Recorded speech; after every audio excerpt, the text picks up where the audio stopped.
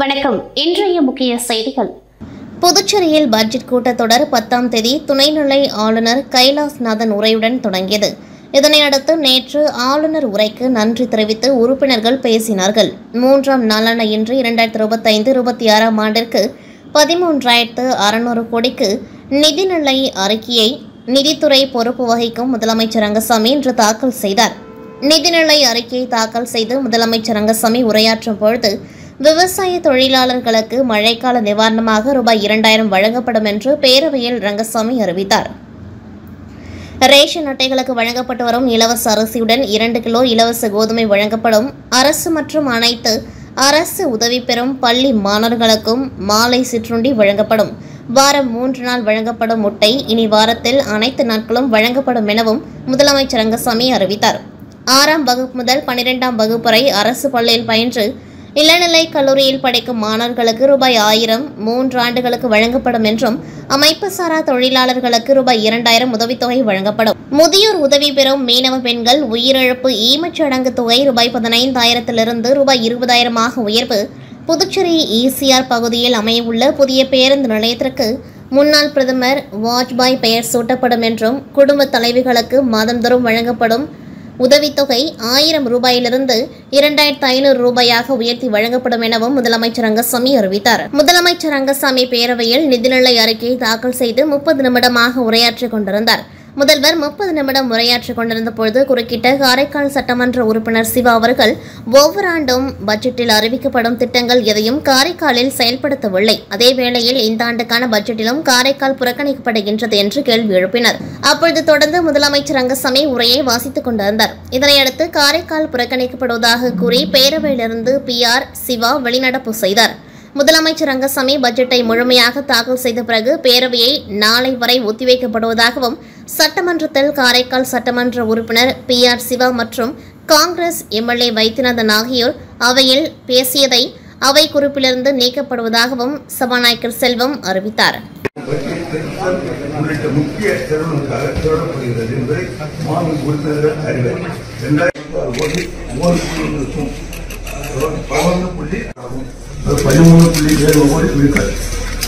ரூபாய் 2,546 கோடி மின்சார வாங்குவதற்காகவும் 1,07,000 விழுக்காடு ஒதுக்கீடு செய்யப்பட்டுள்ளது. மேலும் அரசின் மற்றும் முக்கிய நலத்திட்டங்களான இலவச அரிசி, எரிவாயு சேர்ந்திருக்கான ரூபாய் 2,110 கோடியும் துறை வாரியான மானிய கோரிக்கைகளை நான் காணப்படுகிறேன். வேளாண் மற்றும் விவசாயிகள் ஆகும் மாநிலத்தின் பொருளாதார வளர்ச்சியில் வேளாண்மை முக்கிய பங்காற்றி வருகிறது என்பதை மாநில உறுப்பினர் நன்கு அறிவர். விவசாயிகள் நவீன வேளாண் தொழில்நுட்பங்களை பயன்படுத்தி நீடித்த நிலையான வேளாண் வளர்ச்சியை ஏற்படுத்தி உதவி உயர்கல்வி நிறுவனங்களுக்கு ரூபாய் 563 கோடியும் 3.85 விழுக்காடு மற்றும் பொதுப்பொருள் மானியப்படியாக 1,148 கோடியும் 8.44 ஒதுக்கீடு செய்யப்பட்டுள்ளது. நடவடிக்கைகளை ஊக்கப்படுத்தும் விதமாக இந்த அரசு பல்வேறு வேளாண் திட்டங்களுக்கு முன்னுரிமை அளித்து வருகிறது. புயல் மற்றும் இயற்கை இடர்பாடுகளால் ஏற்படும் இழப்பீடுகளை ஈடுகட்டும் வகையில் கடலோர பகுதிகளில் தென்னை சாகுபடி செய்யும் விவசாயிகளுக்கு இந்த ஆண்டு முதல் வானிலை அடிப்படையிலான பயிர் காப்பீட்டு திட்டம் நடைமுறைப்படுத்தப்படும். மேலும் மற்ற பயிர் காப்பீடுகளுக்கு செலுத்த வேண்டிய துறை வாரியான மானிய கோரிக்கைகளை நான் காணப்படுகிறேன்.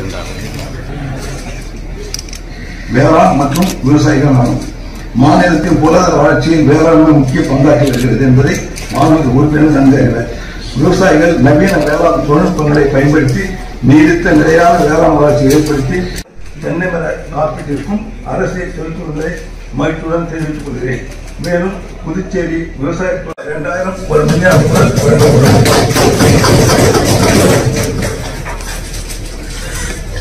புதுச்சேரி தொழில்நுட்ப பார்வை 2045 என்ற செயல் திட்டத்தின் கீழ் புதுச்சேரியை ஒரு முழுமையான உயிர் வேளாண்மை மாநிலமாக மாற்ற தேவையான நடவடிக்கை எடுக்கப்பட்டு வருகிறது. இதன் ஒரு பகுதியாக மத்திய அரசின் இயற்கை விவசாயத்திற்கான தேசிய இயக்க திட்டம் நடைமுறைப்படுத்தப்படும். பொது வகைகளையும் சாகுபடி செய்வதை ஊக்குவிக்கப்படும். இதன் பொருட்டு பயிர் பல்வகைப்படுத்துதல் அட்டவணை விவசாயிகளுக்கு 90 விழுக்காடு மானியத்திலும் வழங்க உத்தேசிக்கப்பட்டுள்ளது. மேலும் விவசாயிகள் விளைவிக்கும் பயிர் வகைகளுக்கு ஆண்டுகளை பாதுகாக்கும் பொருட்டு இயற்கையான முறையை பயன்படுத்தி கடல் ஆமை முட்டைகளை குளிர்ச்சி பொறிக்க வைத்து மீண்டும் கடலில் விடப்படும். மத்திய அரசின் காடுகள் மற்றும் கடற்கரை வாழ்வியல் திட்டத்தின் கீழ் எதிர்வரும் நிதியாண்டில் இத்துறைக்காக 13 கோடி புதுச்சேரி சட்டப்பேரவையில் நடப்பாண்டிற்கு 13,600 கோடி ரூபாய்க்கு முதலமைச்சர் ரங்கசாமி பட்ஜெட்டை தாக்கல் செய்தார். இந்த கூட்டத்தொடரில் கலந்து கொண்ட எதிர்க்கட்சித் தலைவர் சிவா அவர்கள் செய்தியாளர்களை சந்தித்தார். அப்பொழுது பேசிய அவர், புதுச்சேரியில் மாநில வருவாயும் இல்லாமல் மத்திய அரசு நிதி கொடையும் இல்லாமல் பட்ஜெட் தாக்கல் செய்யப்பட்டுள்ளது. கடந்த முறை அறிவித்த எந்த திட்டங்களையும் செயல்படுத்தவில்லை. அனைத்து திட்டங்களும் கிடப்பில் போடப்பட்டுள்ளது. இருந்தாலும் மணக்க முதலமைச்சர் ரங்கசாமி உரையை வாசித்தார். இந்த பட்ஜெட் என்பது ஒரு காகித பூ என விமர்சித்தார். இந்த பட்ஜெட்டில் முதலமைச்சரின் அறிவிப்புகள் நடைமுறைக்கு சாத்தியமில்லாத ஒன்று என்று குறிப்பிட்ட சிவா அவர்கள், புதுச்சேரியில் மாநில வருவாய் எவ்வளவு, செலவு எவ்வளவு என்பது குறிப்பிடப்படவில்லை. மேலும் கடன் வாங்கி திட்டங்களை செயல்படுத்த முடியாத நிலையும் புதுச்சேரியில் ஏற்பட்டுள்ளது என்று குறிப்பிட்டார். புதுச்சேரி மக்கள் எதிர்பார்க்கக்கூடிய தொழில்துறை கொள்கை, வியாபாரிகளுக்கான புதிய திட்டங்கள், ஐடி பார்க் இல்லை, புதிய சுற்றுலா திட்டங்கள் இல்லை என்று குற்றம் சாட்டிய சிவா அவர்கள், சொன்னதை மட்டுமே திரும்ப சொல்லிக் கொண்டிருக்கின்றார்கள் என்றார். மக்களுக்கு பயனில்லாத பல விஷயங்கள் சொல்லப்பட்டுள்ளது. இளைஞர்களுக்கு வேலை வாய்ப்பில்லை. புதுச்சேரி துறைமுகம் வருமானம் தனியாருக்கு செல்கின்றது. மீன்துறை தனியார் மயமாக்கப்பட்டுள்ளது. அரசு பொதுத்துறை நிறுவனங்களான பாப்ஸ்கோ, பாசிக் உள்ளிட்ட நிறுவனங்கள் மூடப்பட்டு ஊழியர்கள் தற்கொலை செய்து வருகின்றார்கள். இந்த நிலையில் புதுச்சேரிக்கு வளர்ச்சி இல்லாத ஒரு பட்ஜெட்டை ரங்கசாமி தாக்கல் செய்திருக்கின்றார் என்று தெரிவித்தார். மக்கள் எதிர்பார்ப்பது மாநில வளர்ச்சி. புதுச்சேரியில் கூரை வீடுகள் கல்வீடாக மாற்றுவதற்கான திட்டம் இல்லை. மகளிர் உரிமை தொகை இதுவரை அறிவிக்கப்பட்ட 1000 ரூபாய் முழுமையாக வழங்கப்படவில்லை. இதில் 2500 ரூபாயாக உயர்த்தி வழங்குவதாக அறிவித்திருக்கின்றார்கள். இது நடைமுறைக்கு சாத்தியமில்லை என்று தெரிவித்த சிவா அவர்கள், அனைத்து திட்டங்களுக்கும் உத்தேசிக்கப்பட்டுள்ளது என்று கூறுகின்றார்களே தவிர எவ்வளவு நிதி ஒதுக்கப்பட்டுள்ளது தெரிவிக்கப்படவில்லை என்று குற்றம் சாட்டினார். புதுச்சேரியினுடைய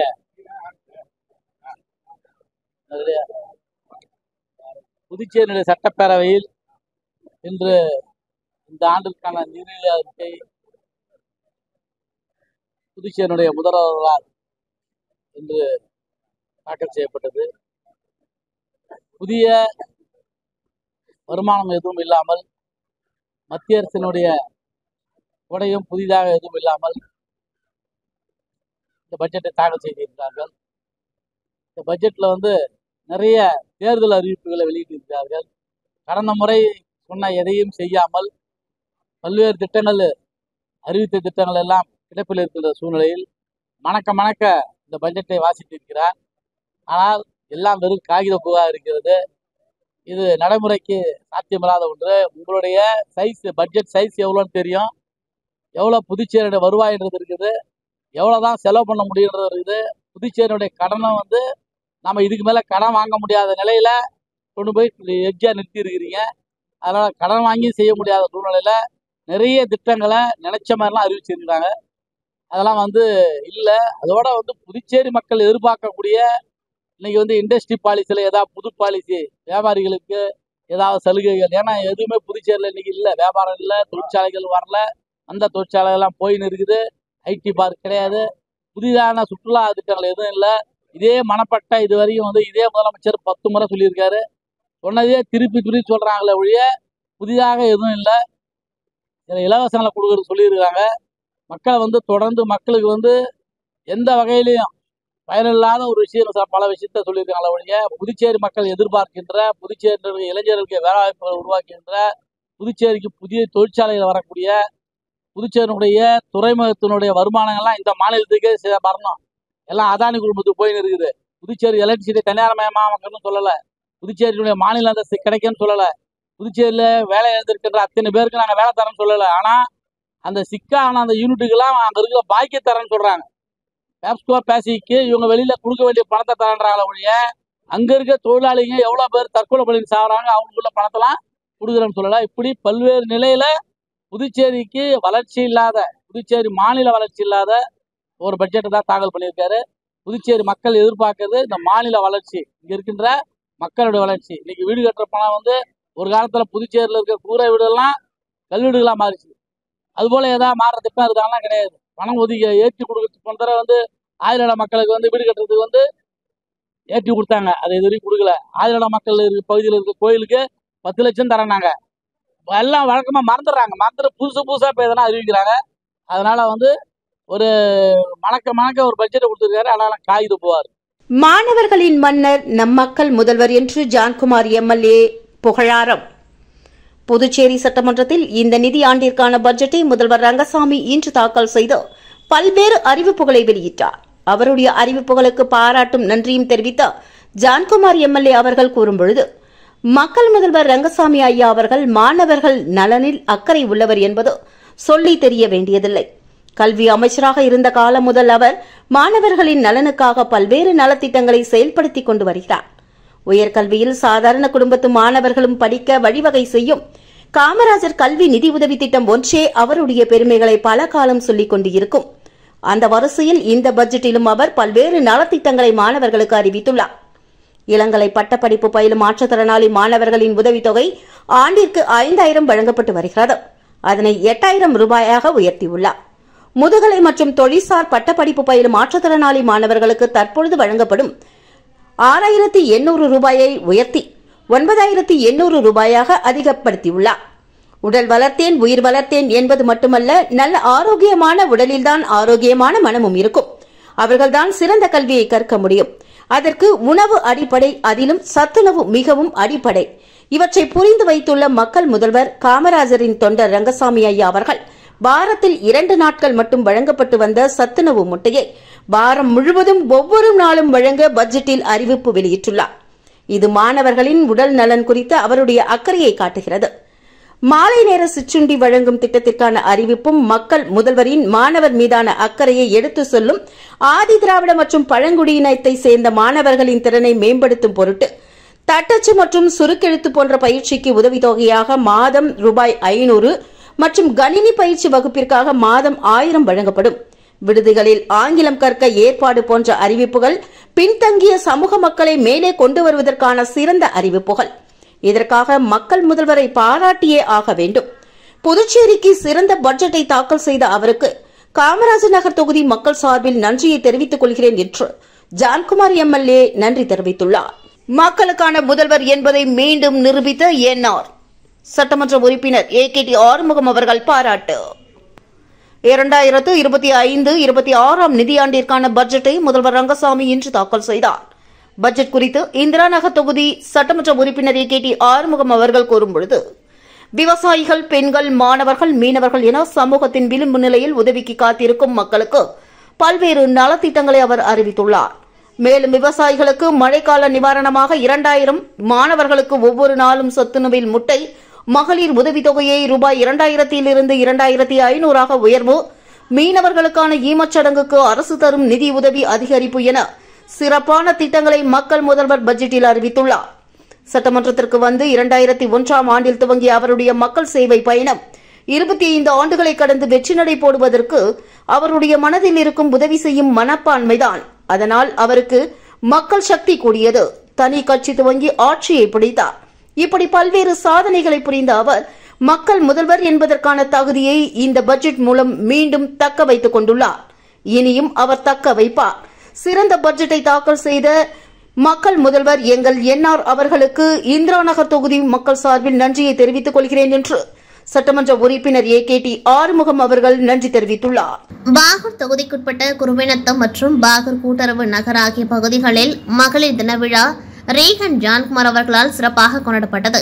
விழாவில் கலந்து கொண்ட ரீகன் ஜான்குமார் அவர்கள் மகளிர் தினம் குறித்து சிறப்புரையாற்றினர். பின்னர் விழாவில் கலந்து கொண்ட அனைத்து மகளிருக்கும் பரிசுகள் வழங்கி கௌரவித்தார். விழாவுக்கான ஏற்பாடுகளை பாகூர் தொகுதிக்குட்பட்ட மகளிர் அமைப்புகள் செய்திருந்தது குறிப்பிடத்தக்கது.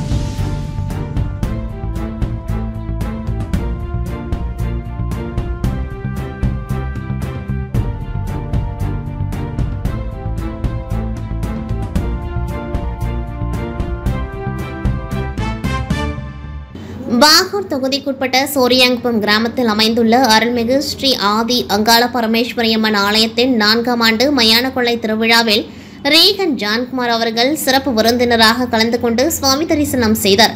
அவருக்கு கோவில் நிர்வாகம் சார்பாக சிறப்பான வரவேற்பு வழங்கப்பட்டது. உடன் ஊர் தலைவர் ஆறுமுகம், நிர்வாகிகள் செஞ்சோழன், ராஜமணி, கவிராஜ், சுபாத், சந்திரு, சுகன், சலீம், விமல், கணபதி, முரசொலி, ராஜா, தங்கராசு மற்றும் ஆலயத்தின் சுவாமிகள் மற்றும் கோவில் நிர்வாகிகள் குமார், சாரதி, பிரசாந்த் மற்றும் அன்பு ஆகியோர் உடன் இருந்தனர்.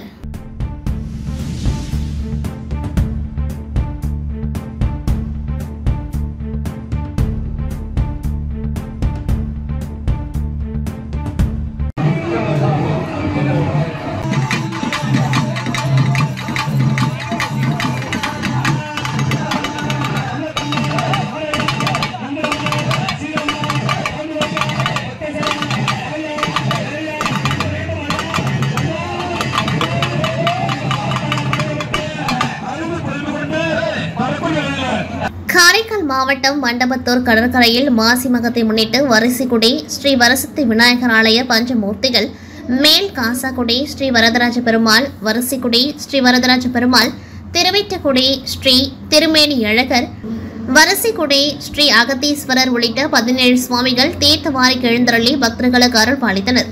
முன்னதாக அஸ்திர தேவருக்கு சிறப்பு அபிஷேக ஆராதனைகள் நடைபெற்றது. இதனைத் தொடர்ந்து தீர்த்தவாரி நடைபெற்றது. அப்பொழுது சுவாமிகளை பக்தர்கள் சுமந்து அலைகளுக்கிடையே சென்று சுற்றி வந்தனர்.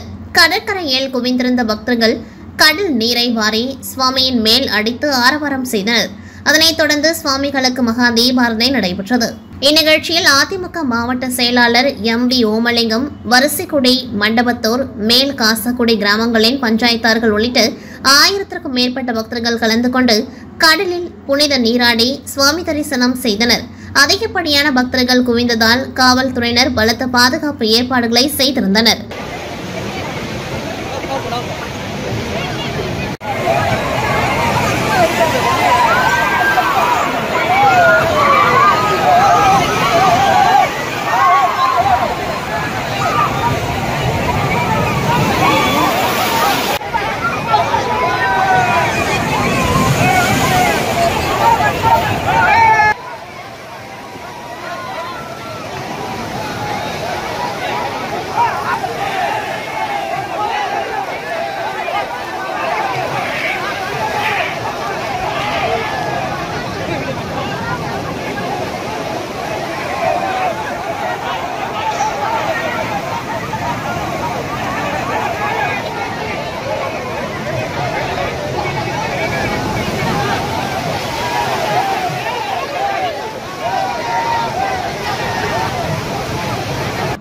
ரங்கசாமி ஆட்சியில் பெண்களுக்கு பாதுகாப்பு இல்லை, முன்னாள் முதல்வர் நாராயணசாமி பேச்சு.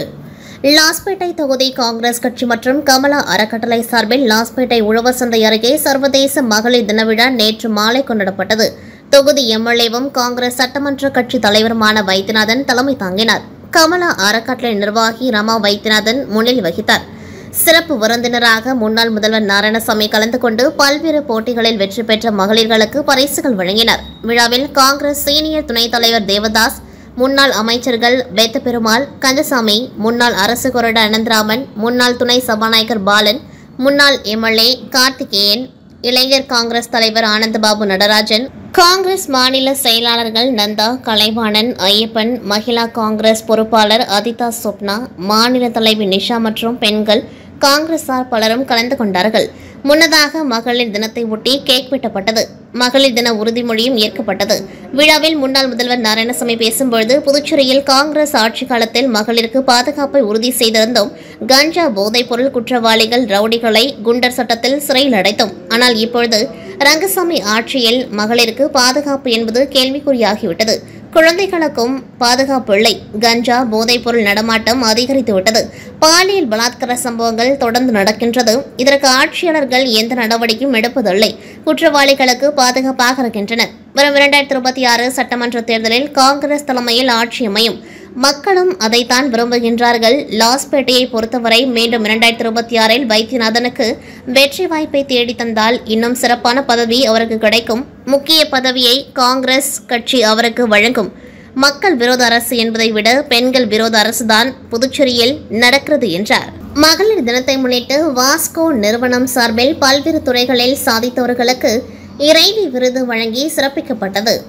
மகளிர் தினத்தை முன்னிட்டு வாஸ்கோ நிறுவனம் இறைவி விருது வழங்கும் நிகழ்ச்சியை புதுச்சேரி ECR சிவாஜி சிலை அருகில் புதிதாக அமைந்துள்ள யுனிட்டி பார்க்கில் சிறப்பாக நடைபெற்றது. புதுச்சேரியில் இயங்கி வரும் பிரபல வாஸ்கோ நிறுவன இயக்குநர் ஆனந்த் தலைமையில் துவங்கியது. இந்நிகழ்ச்சியை தமிழ்தாய் வாழ்த்துடன் பெண்கள் குத்துவிளக்கேற்றி துவக்கி வைத்தார்கள். தொடர்ந்து பல்வேறு துறைகளில் சாதித்து வரும் பெண்களை கௌரவப்படுத்தும் விதத்தில் இறைவி விருதுகள் மற்றும் சான்றிதழ்கள் வழங்கப்பட்டது. முன்னதாக இசை மற்றும் கலை நிகழ்ச்சிகள் சிறப்பாக நடைபெற்றது. இந்நிகழ்ச்சிக்கு தொழிலதிபர்கள், VIPக்கள் மற்றும் பொதுமக்கள் பலர் கலந்து கொண்டார்கள். இந்நிகழ்ச்சிக்கான ஏற்பாடுகளை வாஸ்கோ நிறுவன ஊழியர்கள் சிறப்பாக செய்திருந்தனர்.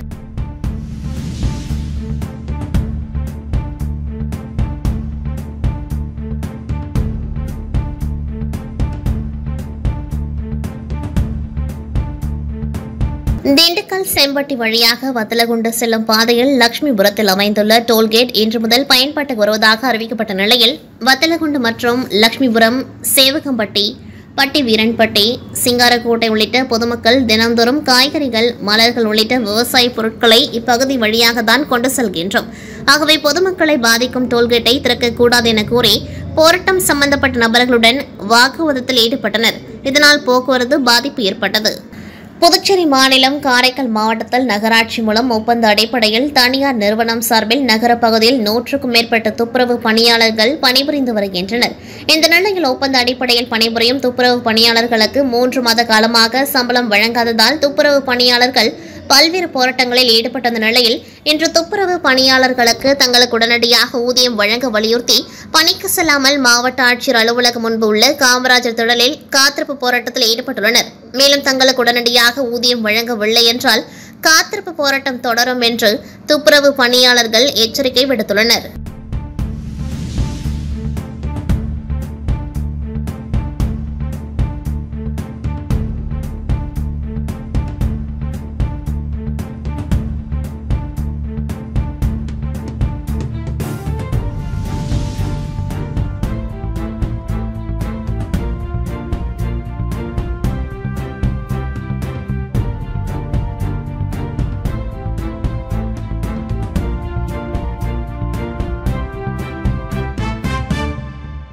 நாடு முழுவதும் உள்ள மின்துறையில் கடந்த 2023-2024 ஆண்டு நிதியாண்டில் செயல்திறன் தொடர்பாக அவற்றின் நிதி நிலைமையை, மின் கட்டணம் வசூல், மின் விநியோக செயல்பாட்டை மதிப்பீடு செய்து தரவரிசை பட்டியலை மத்திய மின்துறை வெளியிட்டது. இதில் புதுச்சேரி மாநில மின்துறை சிறப்பாக செயல்படுவதாகவும், மின் கட்டண வசூலை சரியாக செய்வதாகவும், புதுச்சேரி மாநில மின்துறைக்கு அதிக அளவு வருவாய் ஏற்படுத்தியதற்காக புதுச்சேரி மாநில மின்துறைக்கு மத்திய மின்துறை அமைச்சகம் A கிரேட் தரவரிசை சான்றிதழ் வழங்கியுள்ளது. இதனையடுத்து புதுச்சேரி மாநிலத்தில் உள்ள மின்துறை ஊழியர்கள் இதனை கொண்டாடி வரும் நிலையில் புதுச்சேரி மாநிலம் காரைக்கால் மாவட்டத்தில் இன்று மாவட்ட தலைமை மின் அலுவலகத்தில் மின்துறை செயற்பொறியாளர் அனுராதா தலைமையில் 100க்கும் மேற்பட்ட மின்துறை அதிகாரிகள் மற்றும் ஊழியர்கள் கேக் வெட்டி கொண்டாடி தங்களது மகிழ்ச்சியினை வெளிப்படுத்தினார்கள். மேலும் சிறப்பாக செயல்பட்ட அதிகாரிகள் மற்றும் ஊழியர்களுக்கு வாழ்த்து தெரிவிக்கப்பட்டது.